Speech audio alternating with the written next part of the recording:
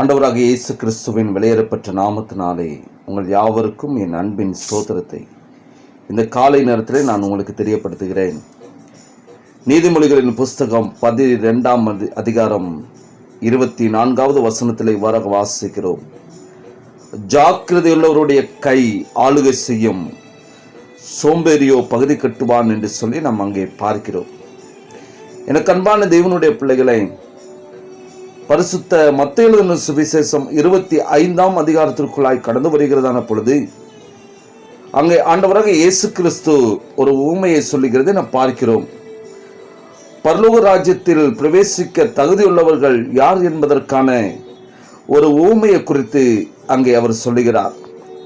புறதேசத்துக்கு பிரயாணமாய் போகிற மனுஷன் தன்னுடைய ஊழியக்காரர்களை அவர் அழைத்து அவர்களுடைய திறமைக்கு தக்கதாக ஒவ்வொருவனிடத்திலும் 5 தாளந்தும், இன்னொருவனிடத்தில் 2 தாளந்தும், இன்னொருவனிடத்தில் 1 தாளந்தும் கொடுத்து அவர் உடனே பிரயாணப்பட்டு அவர் புறதேசத்துக்கு கடந்து போனார்.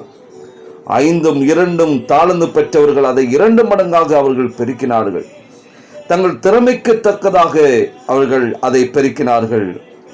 ஆனால் அந்த 1 தாளந்து வாங்கினவனோ அவன் கடந்து சென்று அவன் மண்ணை தோண்டி தன் எஜமானுடைய அந்த பணத்தை அவர் புதைத்து வைத்தான் என்று சொல்லி பார்க்கிறோம்.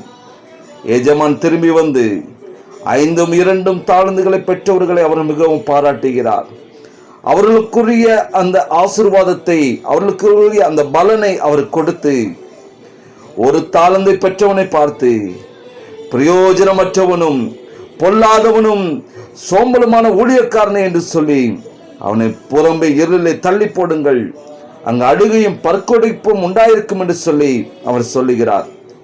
இந்த சோம்பலான மனிதனுக்கு எத்தனை தாளந்துகளை கொடுத்தாலும், எப்படிப்பட்ட ஆசீர்வாதங்களை வளங்களை அதிகமாக அவனிடத்தில் கொடுத்தாலும் அவன் சோம்பேறியாக இருப்பதால் வெளியே சிங்கம் வீதியிலே கொலை என்பேன் என்று அவன் சொல்லுவான் என்று சொல்லி அங்கே எஜமான் சொல்லுகிறது நாம் பார்க்கிறோம். எனக்கு அன்பான தேவனுடைய பிள்ளைகளே, நம்முடைய வாழ்க்கையிலும் தேவன் தந்ததான அந்த ஆசீர்வாதங்களை வளங்களை நாம் ஞானமுள்ள நல்ல ஊழியக்காரர்களைப் போல பயன்படுத்த வேண்டும் என்று சொல்லி கர்த்தரின் நாட்களே வாஞ்சிக்கிறார். வளங்கள் என்று சொல்லுகிறதான பொழுது உலக ஐஸ்வர்யமும் பொருளும் மாத்திரமல்ல, கர்த்தர் நமக்கு கொடுக்கப்பட்டதான ஆற்றல்கள், கர்த்தர் நம்மளுக்கு கொடுத்திருக்கிற ஒவ்வொருவருடைய வாழ்க்கையிலும் கொடுத்திருக்கிற தனிப்பட்ட வாழ்க்கையில கொடுத்திருக்கிற ஒவ்வொரு திறமைகளையும், கர்த்தர் நம்முடைய வாழ்க்கையில கொடுத்திருக்கிற ஒவ்வொரு உறவுகளையும், நண்பர்களையும், உடன் சகோதரர்களையும் இப்படியாக நாம் ஒவ்வொரு நாட்களும் நாம் ஆராய்ந்து பார்க்கிறதான பொழுது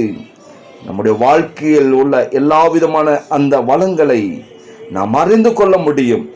நம்முடைய கரங்களிலே கர்த்தர் நமக்கு தனிப்பட்ட விதத்தில் என்ன கிருபைகளை கொடுத்திருக்கிறார், என்ன தாளந்துகளை கொடுத்திருக்கிறார் என்று சொல்லி அறிந்து அது கர்த்தருடைய நாமத்துக்காக ஒவ்வொரு நாளும் பயன்படுத்த வேண்டும் என்று சொல்லி பரிசுத்த ஆவியானவர் வாஞ்சிக்கிறார்.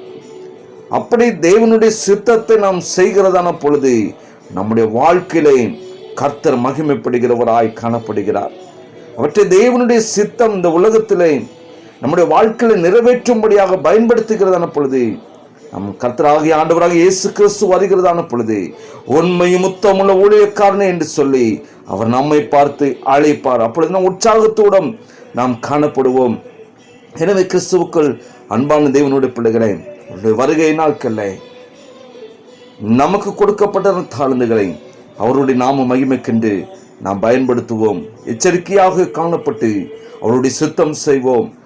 கர்த்தர் நம்மை அழைத்திருக்கிறார், தெரிந்து எடுத்திருக்கிறார், நம்மை அவருடைய பிள்ளைகளாய் மாற்றியிருக்கிறார் என்று சொன்னால் கர்த்தர் நம்ம ஒவ்வொருவருக்கும் ஒவ்வொரு கிருபைகளை கொடுத்திருக்கிறார். ஜெபிக்கும்படியான கிருபைகளை கொடுத்திருக்கிறார். வேத வசனங்களை போதிக்கும்படியான கிருபைகளை கொடுத்திருக்கிறார். மற்றுள்ளவர்களுக்கு உதவி செய்யும்படியான கிருபைகளை கொடுத்திருக்கிறார். மற்றுள்ளவருக்கு அநேக ஆலோசனைகளை கொடுக்கும்படியான கிருபைகளை கொடுத்திருக்கிறார்.